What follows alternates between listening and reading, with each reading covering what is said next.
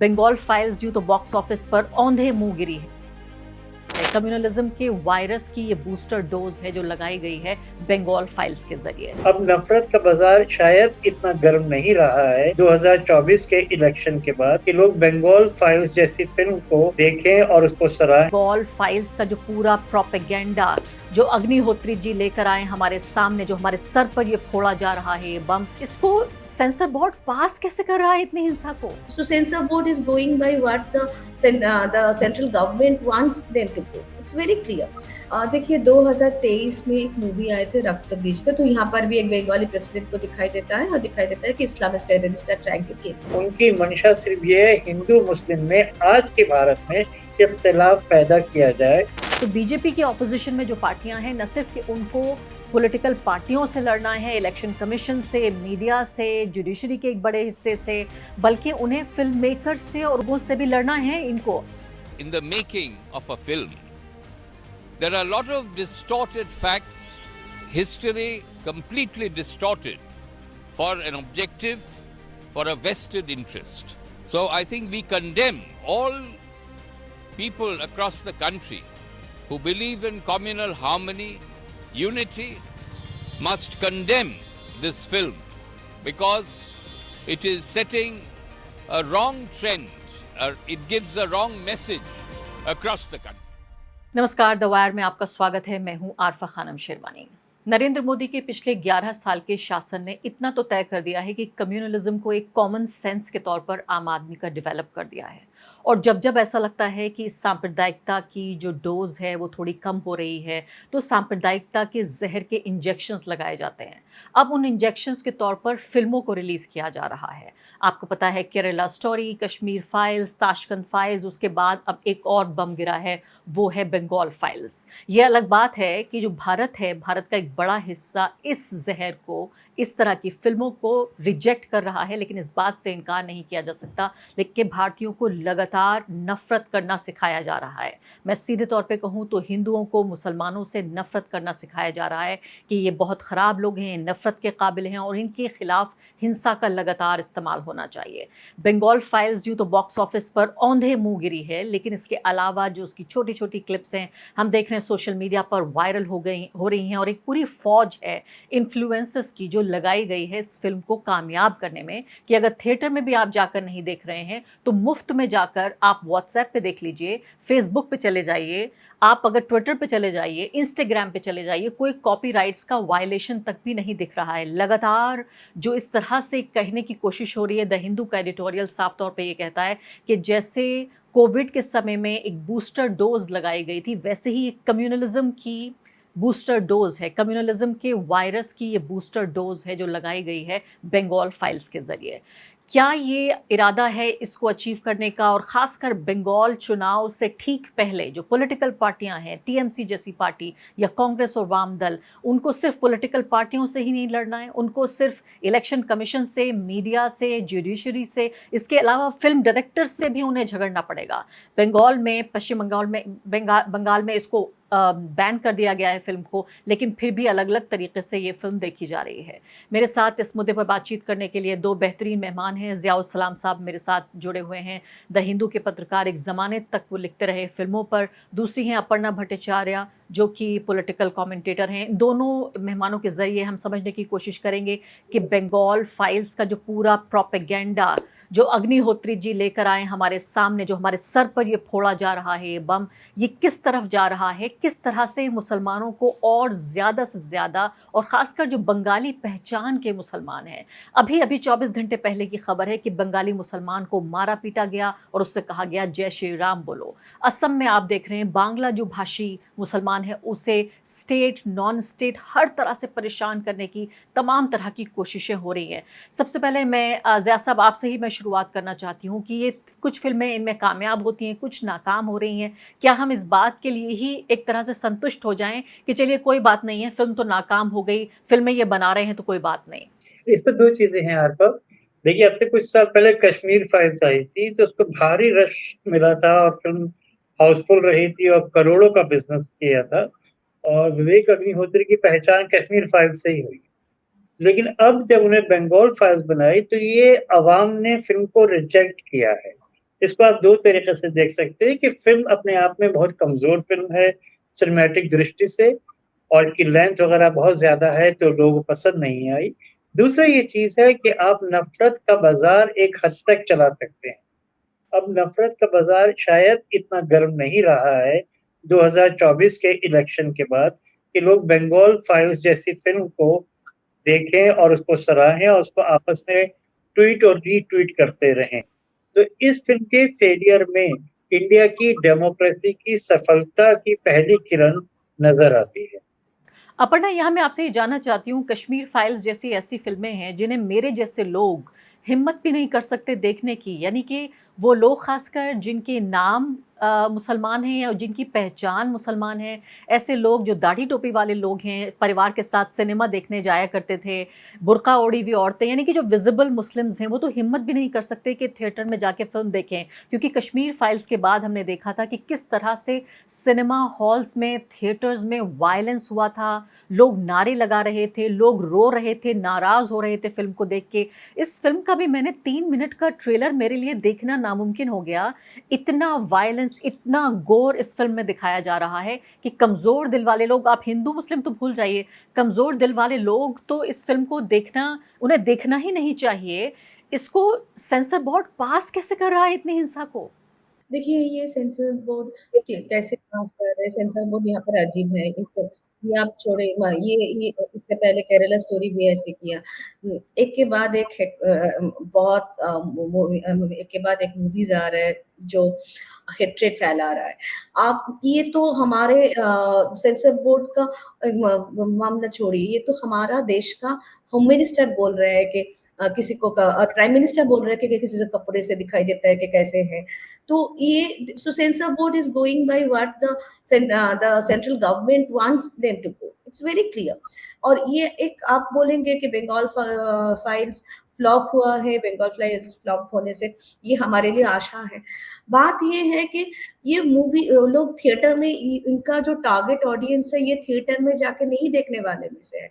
इन लोगों के पास जाएगा ये मूवीज, इन लोगों के पास ये व्हाट्सएप क्लिपिंग में जाएगा, वीडियोस में जाएगा, पायरेटेड वर्जन में जाएगा। और विवेक अग्निहोत्री या प्रोड्यूसर को कुछ फर्क नहीं पड़ता कि ये उन लोगों के पास जा रहा है, क्योंकि वो उनको वही दिखाना चाहते हैं। ये लोग ये जाएगा आपके ये बंगाल फाइल्स का जो मूवीज है, आप जाइए, आप अगर जाएंगे पश्चिम बंगाल में ये मूवी बैन है। आप 1 महीने के बाद चले जाइए या तो अभी चले जाइए, बॉर्डर डिस्ट्रिक्ट्स में चले जाइए जहाँ पर you know there are little bit of tension, immigration happening and all. आप वहाँ पर जाइए तो देखेंगे लोगों के हाथ सबके मोबाइल में ये मूवीज रहता है। और ये हुआ था केरला स्टोरी में, ये हुआ था कश्मीर फाइल्स में। और ये बात ऐसी नहीं है, ये बात ये है कि ये सिर्फ बंगाल फाइल्स की बात नहीं है। कभी बंगाल फाइल्स आएगा तो कोई आपको, मैं पहले शो के पहले बोल रही थी कि रक्त बीज आएगा, that caters to more sophisticated audience. बताइए आप, ये रक्त सेम बीज जो बंगाली फ़िल्म है, इसके बारे में हमें बताइए कि सिर्फ़ ऐसा ही नहीं है कि बंगाल फाइल्स ही फ़िल्म बनाई जा रही है। हालाँकि ये भी बात है कि इसको पहले दिल्ली फाइल्स कहा जाना था। ये भी फ़िल्म के क्रू में किसी ने कहा कि पहले दिल्ली फाइल्स कहा, फिर बंगाल बना दिया, क्योंकि अंदाज़ा ये था कि दिल्ली में अगर बीजेपी हार जाती, तो यहाँ पर उसको दिल्ली फाइल्स बनाया जाता। लेकिन अचानक वो बंगाल फाइल्स हो गई। रक्त बीज के बारे में बताइए, फिर हम वापस आएँगे बंगाल फाइल्स पे। देखिए 2023 में एक मूवी आए थे रक्त बीज नाम का। ये मूवीज जिसके पास आए थे, ये जो एक डायरेक्टर डुओ है Nandita Roy and Shiboprosad Mukherjee, and these are like very mainstream, very famous duo, and they earlier also made films which talk about Hindu Muslim harmony and all that. 2023 movie ये आए थे, 2014 का एक ब्लास्ट हुआ था वर्धमान में, उसके बेसिस पे। और जहाँ पर आपका प्रेसिडेंट तब प्रणब मुखर्जी थे, तो यहाँ पर भी एक बंगाली प्रेसिडेंट को दिखाई देता है और दिखाई देता है कि Islamist terrorist are trying to kill him. This was a very mainstream commercial movie, all these things, but it was a very popular movie, and where you are actually कोई पश्चिम बंगाल का कोई वहाँ पे रहने वाला किसी को आप सीधा इस्लामिस्ट टेररिस्ट में हिसाब के दिखाई दे शो कर रहे हो। और ये बहुत बिकम क्वाइट सक्सेसफुल। अभी इसका रक्तबीज 2 आने वाला है। आप अगर देखिए जो द सेम टीएमसी गवर्नमेंट अभी ये मूवी बैन किया है, टीएमसी गवर्नमेंट का एमपी, तब टीएमसी का एमपी था मिमी चक्रवर्ती, जादवपुर का एमपी था। She was the sitting MLA MP at that time. तो she played the key role in Raktabeej 1। She is also playing this. तो ऐसी बात नहीं है। और ये फिर ये भी फेमस हो गए। बात ये हो रहा है, आज जो आप देख रहे हैं कि कल का स्टोरी आया था, कल के रिपोर्ट आया था कि सैटरडे को किसी मुसलमान कोई हॉकर को पश्चिम बंगाल में बांकुरा में उसको बोला गया कि he was stabbed because he refuse to chant Jai Shri Ram. ये आज आप दिखाई दे रहे हैं। So these are results of slowly the hatred that the BJP leaders are continuously saying for the last 5-6 years, धीरे धीरे जाके उसका आप असर देख पा रहे हो। ये तो एक दिन में नहीं होता ना, this is a slow poisoning thing. Slow process है और इस तरह से आम लोग एक दूसरे के खिलाफ कर रहे हैं। अपर्णा, मैं आती हूँ, लेकिन ज़िया साहब मुझे ये बताइए कि ये कोई ऐसी कहानी नहीं है, बहाने से ये कहा जा रहा है कि ये 1946 का बंगाल है जिसका हम जिक्र कर रहे हैं। ये पार्टीशन की कहानी है, पार्टीशन के वक्त की कहानी है। इसमें महात्मा गांधी को भी एक बहुत ही ख़राब लाइट में, पुअर लाइट में दिखाया गया है, और महात्मा गांधी को भी लगातार एक तरह से एक विलन के तौर पर, एक खलनायक के तौर पर एक के बाद एक फिल्में और एक के बाद एक जो पूरा सोशल मीडिया का प्रोपेगेंडा है उनके खिलाफ तैयार करने की कोशिश है। लेकिन इसमें पूरे तरीके से हिंदू मुसलमान ऐसे शब्दों का इस्तेमाल ट्रेलर में ही किया गया है। इसके अलावा दूसरी बात अगर आप ये देखें कि बहुत ही वायलेंट, एक हिंसक और बहुत ही नफरत कर देने वाले कैरेक्टर्स तैयार किए गए, कैरिकेचर्स तैयार किए गए, जिसमें बहुत आसानी से उस वक्त का मुसलमान नहीं, इस वक्त के मुसलमान से नफरत करना सिखाया जा रहा है। क्योंकि कहा यह जा रहा है कि इस एक ट्राइबल लड़की खो जाती है, वो ट्राइबल लड़की जब खो जाती है तो बंगाल में उसको सर्च करने के लिए वहाँ पहुँचते हैं, तो फिर एकदम जंप कर जाते हैं कि 1946 में क्या हो रहा है। डायरेक्ट एक्शन डे का पूरा उसको दिखाने की, पोर्ट्रे करने की कोशिश की गई है। तो ये उस वक्त के मुसलमान पे नहीं, इस वक्त के मुसलमान पे, बंगाली मुसलमान पे एक हमला है। जी, देखिए ये पूरा प्रोपेगेंडा बहुत वक्त से चल रहा है, 10-12 साल से चल रहा है, जब से नरेंद्र मोदी की सरकार आई। सबसे पहले हम इसी फिल्म की बात करते हैं। विवेक अग्निहोत्री जो इस फिल्म के डायरेक्टर हैं, अब से कुछ साल पहले वो सीबीएफसी के मेंबर थे, central board of film certification के। तो आपको पता है इस तरह की फिल्म को रिलीज करवाना, सेंसर से पास करवाना कितना आसान है। दूसरे, आपने गांधी जी का जिक्र करा और हिंदू मुस्लिम बाइनरी का जिक्र करा। तो ये सब जो आरएसएस की जो सोच रही है 1925 से आज तक, ये उसी सब को दर्शाता है। पिछले कई सालों में आपने देखा होगा कि विनायक दामोदर सावरकर की छवि को बढ़ाने की कोशिश की गई है, उनको गांधी जी से पैरेलल बनाने की कोशिश करी गई है। कुछ हिस्सों में गांधी जी के हत्यारे गोडसे को भी गोडसे जी कहा गया है। तो एक नई तरीके की परिभाषा का इस्तेमाल किया गया है हाल ही में, और ये हिस्ट्री को दोबारा लिखने का प्रयास तो है, लेकिन साथ साथ हिस्ट्री को they are using as a tool to beat contemporary Indian citizens. As a Muslim इनके लिए ये होता है कि हम पद्मावत में अलाउद्दीन खिलजी को विलन दिखाएंगे, तो भारत का जो कंटेम्पररी मुस्लिम है, he should be held accountable for any wrong which Alauddin Khilji may have done. Same thing with Kashmir files, whatever may have happened 27 years ago, उसके लिए वो उस समय की पूरी कहानी नहीं दिखाएंगे, सिर्फ हिंदू मुस्लिम बाइनरी दिखाएंगे। उस तरह से ये डायरेक्ट एक्शन डे 1946 का जो बंगाल फाइल्स क्लेम करती है दिखाने का, उसके लिए भी जैसे आपने बिल्कुल सही कहा, उनका निशाना डायरेक्ट एक्शन डे नहीं है, उनका निशाना मुस्लिम लीग नहीं है, उनकी मंशा हिंदुओं की दुर्दशा या उनके साथ जो जुल्म हुआ वो दिखाना भी नहीं है। उनकी मंशा सिर्फ ये है हिंदू मुस्लिम में आज के भारत में इख्तिलाफ पैदा किया जाए और कहीं ना कहीं पे मुसलमान को विलन के तौर पे पेश किया जाए।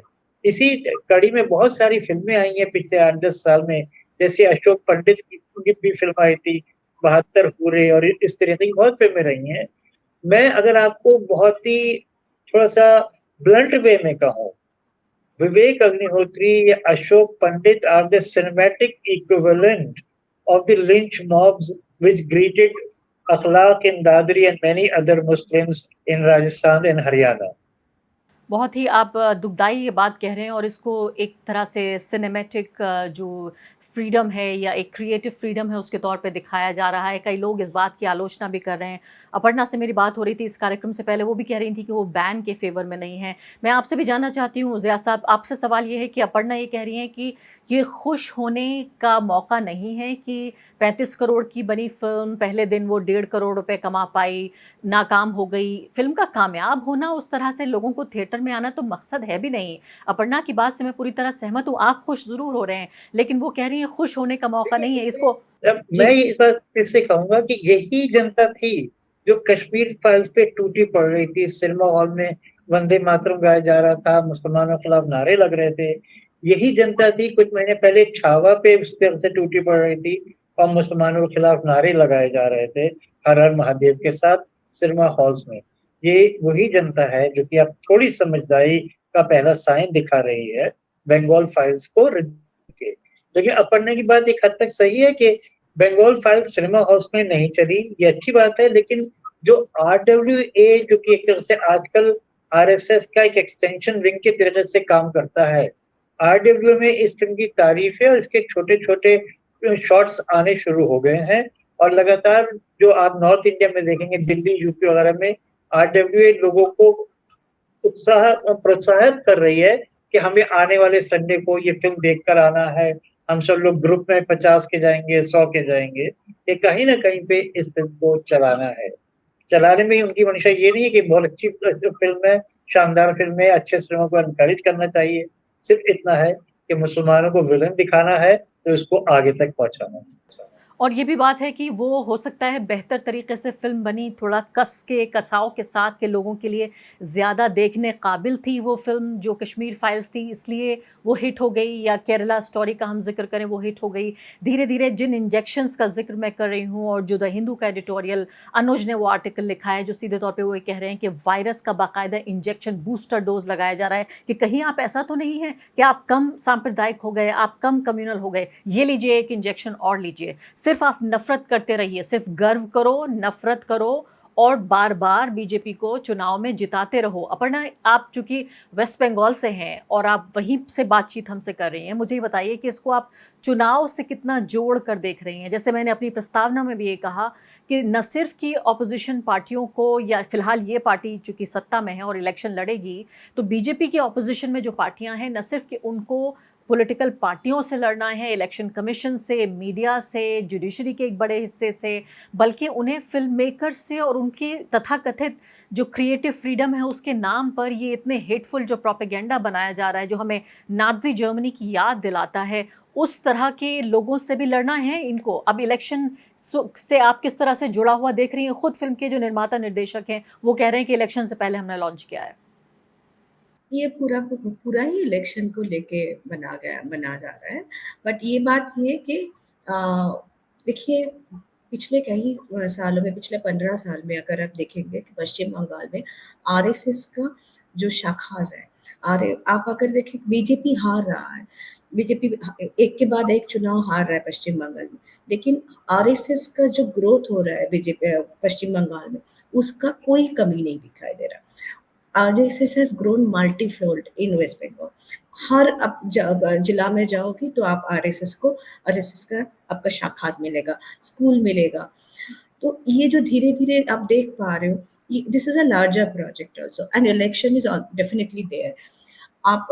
लेकिन इलेक्शन के बाद जब आते हैं तो मैं जितना मेरा इलेक्शन डेटा मैं एनालिसिस करती हूँ, तो अभी तक का वेस्ट बंगाल में जितनी बार बीजेपी ने हिंदू मुस्लिम किया, उसको कभी भी उसका असर अच्छा नहीं हुआ, क्योंकि वेस्ट बंगाल में 30 से करीब 30% वोटर्स मुस्लिम वोट होता है। तो जितना पोलराइजेशन होता है तो रूलिंग पार्टी के लिए अच्छा रहता है, बीजेपी के लिए उतना अच्छा नहीं रहता। बट पश्चिम बंगाल का जो बीजेपी का लीडर है, आप अगर देखिए जो शुभेंदु अधिकारी है, वो पहले तृणमूल का हुआ करता था, वो यहाँ पर आए, उसके पास और कुछ भी इश्यूज भी नहीं है जो बताने वाले, वो सिर्फ एक ही बात करता है कि हिंदू मुस्लिम, हिंदू मुस्लिम, हिंदू मुस्लिम। आप अगर महंगाई की बात करें, आप अगर अनएम्प्लॉयमेंट की बात करें, जो बहुत बड़े मुद्दे हैं वेस्ट बंगाल में, उसको लेके बात नहीं हो रहा। ऐसा कि जैसे माइग्रेंट वर्क को लेके इतनी बड़ा इश्यूज हो रहा है, जो actually it was a communal thing. आप अगर देखेंगे कि महाराष्ट्र में हुआ, गुड़गांव में हुआ, वहाँ पर इवन बंगाल जो हिंदू माइग्रेंट वर्कर, गुजरात में मैंने बात की, गुजरात में हिंदू माइग्रेंट वर्कर को बांग्लादेशी बोला गया, पुलिस ने बांग्लादेशी बोला गया एंड उन लोगों को भेजा गया पश्चिम बंगाल में। बट काम काम का प्रॉब्लम है, अनएम्प्लॉयमेंट का प्रॉब्लम है, शिक्षा का प्रॉब्लम है। ये सब को लेके BJP is the leading is the opposition party there. They are never discussing about this things. वो सिर्फ हिंदू मुस्लिम कर रहे हैं, और ये एक तो उन लोगों का खुद के पास और कुछ बोलने का है नहीं। दूसरी बात है कि ये आरएसएस का भी एजेंडा है कि लॉन्ग टर्म में आरएसएस चाहता है कि ये पश्चिम बंगाल में जो पुराना ऊंड है, 1971 का ऊंड या तो 1947 का ऊंड, ये है हमारे सबके घर में कोई ना कोई ऊंड है। उस ऊंड को कुछ हीलिंग हुआ था, जिसको they just want to ensure that kind of healed wound, and ताकि लोगों के खिलाफ, लोगों को फिर से वो पुराना जो याददाश्त है वो फिर से वापस आ जाए। मैं आपको एक इंटरेस्टिंग डेटा दूंगी यहाँ पर कि 1946 का जो राइट हुआ था, उसके बाद एक पार्टीशन हुआ था जो बहुत ही खराब था पश्चिम बंगाल के लिए। उसके बाद जो पहला चुनाव हुआ था उसमें श्यामा प्रसाद मुखर्जी का जो पॉलिटिकल ऑर्गेनाइजेशन था एंड हिंदू महासभा, दोनों वहाँ पर बहुत बुरी तरह से हारे गए थे इलेक्शन में। उन लोगों को एक को आई थिंक 9 सीटें मिले थे और किसी को 4 मिले थे। तो ये मैं बोल रही हूँ 46 के बाद अब 50s में जब इलेक्शन हुआ था उसमें भी इसका कुछ असर नहीं हुआ था। तो बट बीजेपी फिर भी सोच रहा है कि उसके बाद 46 के बाद अभी हम 2025 में उन लोगों को लग रहा है कि उसका खिलाफ उसका असर यहाँ पर पड़ेगा। नहीं पड़ने वाला निर्वाचन में इसका, बट आप काफी आप मेरे ख्याल से आशावान है ज्यादा जो आप कह रही हैं कि असर नहीं पड़ेगा, लेकिन लगातार आप देखिए जिस तरह से हमने अभी कहा कि बंगाली जो लेबरर था, मजदूर था, उसको मारा गया, या कश्मीर को लेकर बाकी भारत के हिस्से में कितनी नफरत फैलाई जा चुकी है। अगर आम लोगों से भी आप बातचीत करने की कोशिश करें ज़िया साहब, बिल्कुल आखिरी बात आपसे ये कि एक तरफ है क्रिएटिव फ्रीडम के फिल्मों को आप बंद नहीं कर सकते, इतनी हिंसा, इतना वायलेंस, इतना गोर, उन सबको अलाउ किया जा रहा है सेंसर बोर्ड के जरिए। आप ही कह रहे हैं कि एक तरह की जो लिंच मॉब है फिल्मों के एक इक्विवेलेंट या उसके एक समानांतर के तौर पे हम देख सकते हैं। ऐसे में फिल्मों का जो असर है हमारी सोसाइटी पर, और जो इलेक्शन के मद्देनज़र हम जो देख रहे हैं, कितना रेजिस्ट कर पाएगा बंगाल, और ख़ासकर जब लोगों को क्यूरियस बनाने की एक कोशिश ये हो रही है कि देखिए वो इतिहास हम बता रहे हैं फिल्म के ज़रिए जो आपसे छिपाया जा रहा है। एक तरफ इतिहास को मिटाया जा रहा है, इतिहास को एक तरह से बदला जा रहा है, और इस तरह से लोगों को बरगलाया जा रहा है ये नफरत भरी फिल्में बनाकर। अरबाज में 2 चीजें हैं। One, as far as Bengal is concern, what Aparna is saying, मैं उनसे एग्री करता हूँ। Bengalis are wise people, they understand के 1946 2025 में नहीं होगा, और 1946 के जो जख्म थे उनको दोबारा कुरेदा जा रहा है, और बेहतर है पुराने जख्म को नहीं कुरेदा जाए। इसीलिए ये फिल्म और हिस्सों में भी नहीं चली, और बंगाल में जब बैन हो गई है तो ज्यादा असर इस फिल्म का चुनाव पे नहीं होगा। इसका तब होता अगर इसको कश्मीर फाइल्स जैसी सफलता मिल जाती, तो मुमकिन है इलेक्शन पे असर होता। और रही बात हिंदी फिल्म मेकर्स की, तो ये प्रोपेगेंडा फिल्म्स हर बार जब जब बीजेपी पावर में आती है इस प्रकार की फिल्में देखने को मिलती हैं। जब अटल बिहारी वाजपेयी साहब हमारे प्रधानमंत्री थे, तब 2002 जून में फिल्म आई थी गदर, एक प्रेम कथा। और एक प्रेम कथा उसका नाम था, लेकिन वो सिर्फ एक नफरत की कहानी थी। अगेन हिंदू मुस्लिम बाइनरी को यूज करते हुए मुसलमानों को विलेन और हिंदुओं को हीरो दिखाने की कोशिश थी, या सरदार को हीरो दिखाने की कोशिश थी। उसी जमाने में एक फिल्म जेपी दत्ता ने बनाई थी एलओसी, जो कि कहने को कारगिल के जो योद्धा थे उनके ऊपर थी, जो कारगिल में जिन लोगों ने अपने देश के लिए जान गंवाई थी, शहीद हुए थे। और फिल्म में जहां तक मुझे याद पड़ता है 23 हीरोज दिखाए गए थे जिन्होंने भारत के लिए जान गंवाई थी कारगिल में, लेकिन उनमें से एक भी मुसलमान हीरो नहीं दर्शाया गया था फिल्म में, क्योंकि बीजेपी पावर में थी। तो उस समय ये नहीं दिखाना सही समझा फिल्म मेकर्स ने कि कोई पेट्रियोटिक मुसलमान हो सकता है जो कि देश के लिए शहीद हुआ हो। अब रही बात ये बंगाल फाइल्स के फिल्म मेकर विवेक अग्निहोत्री की, मैं आपसे पूछूंगा, आपने क्या विवेक अग्निहोत्री का नाम कश्मीर फाइल्स या ताशकंद फाइल्स से पहले कभी सुना था? वो पिछले 30 साल से एडवर्टाइजमेंट फिल्म्स और फीचर फिल्म्स और डॉक्यूमेंट्रीज बना रहे हैं। जब से नफरत के बाजार में आए हैं तब से वो पॉपुलर हुए हैं।